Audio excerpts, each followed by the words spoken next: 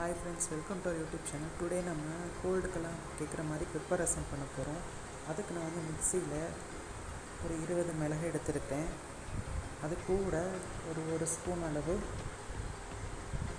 ஜீரகம் வந்து எடுத்துக்கலாம். இந்த ரசத்துக்கு வந்து பெப்பர் தான் வந்து ஜாஸ்தி இருக்கணும்.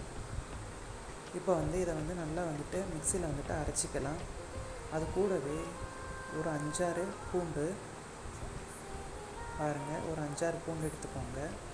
அது கூடவே ஒரு 2 சின்ன பச்சை மிளகாய் எடுத்துக்கோங்க. ஏன்னா மிளகு நிறைய சேர்த்துக்கணும், உரப்பு ஜாஸ்தி போடக்கூடாது, அதனால் வந்து போட்டிருக்கேன். கொஞ்சோண்டு கொத்தமல்லி இலை. இதை மிக்ஸி ஜாரில் போட்டுக்கோங்க. எல்லாத்தையும் போட்டுட்டு இதையும் வந்து குறப்பாக வந்து அரைச்சி வச்சுக்கோங்க. நெக்ஸ்ட் இதுக்கு வந்து நான் என்ன பண்ணியிருக்கேன் அப்படின்னா, ஒரே ஒரு பெரிய தக்காளி எடுத்துருக்கேன். இதை வந்து என்ன பண்ணிக்கோங்க அப்படின்னா, நல்லா வந்துட்டு கையால் வந்துட்டு புழிஞ்சு விட்டுக்கோங்க. இந்த அளவுக்கு வந்து புழிஞ்சு விட்டுக்கோங்க. அப்புறம் ஒரு எலுமிச்சம்பழம் சைஸ் அளவுக்கு வந்து நான் புளியை வந்துட்டு சோக் பண்ணி வச்சுருக்கிறேன். இதை வந்து நல்லா இது பண்ணி அந்த புளியை மிக்ஸ் பண்ணி இந்த தக்காளியோட சேர்த்துக்கோங்க, மிக்ஸ் பண்ணிக்கோங்க. இப்போ அதுக்கு தேவையான உப்பு சேர்த்துக்கோங்க. அப்புறம் ஒரு கடாயில் தேவையான அளவு எண்ணெய் ஊற்றிக்கோங்க. நான் வந்துட்டு ஒரு 2 ஸ்பூன் அளவு எண்ணெய் ஊற்றிருக்கேன்.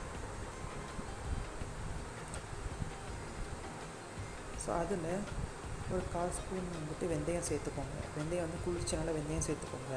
வெந்தயம் நல்லா பொரிஞ்சதுக்கு பிறகு நம்ம மிக்சியில் இது பண்ணி வச்சு கிரைண்ட் பண்ணி வச்சதில் அந்த மிக்சரை சேர்த்துக்கோங்க. ரசமுக்கு நம்ம மிளகு சீரகம் இது பண்ணி வச்சுக்கோங்க, அந்த மிக்சரை சேர்த்துக்கோங்க. இதுக்கு ரொம்ப எண்ணெய் சேர்க்க வேண்டாம்.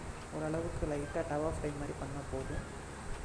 லைட்டாக அந்த ஸ்மெல்லு லைட்டாக வந்ததுக்கு பிறகு நம்ம மிக்ஸ் பண்ணி வச்சுருந்தோம் இல்லையா, கையில் மிக்ஸ் பண்ணி வச்சுருந்தோம் இல்லையா, அந்த புளியையும் தக்காளியும் அதில் வந்து ஆட் பண்ணிக்கோங்க. இது சிம்பிளான ரசம், ஜஸ்ட்டு ஒரு 3 மினிட்ஸ் போதும் இது பண்ணுறதுக்கு. நல்லா வந்துட்டு மிக்ஸ் பண்ணிக்கோங்க. இது வந்து நல்லா கோல்டுக்கெலாம் ரொம்ப நல்லது இந்த ரசம்.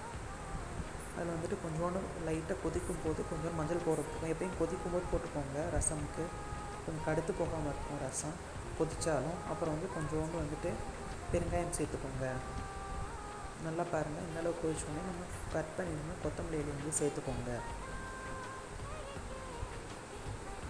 சேர்த்துட்டு அவ்வளோதான் ஃப்ரெண்ட்ஸ், நம்மளோட பெப்பர் ரசம் வந்து ரெடி ஆயிடுச்சு. இது பிடிச்சிருந்துச்சுன்னா லைக் பண்ணுங்கள், ஷேர் பண்ணுங்கள், சப்ஸ்கிரைப் பண்ணுங்கள் ஃப்ரெண்ட்ஸ். பாய்.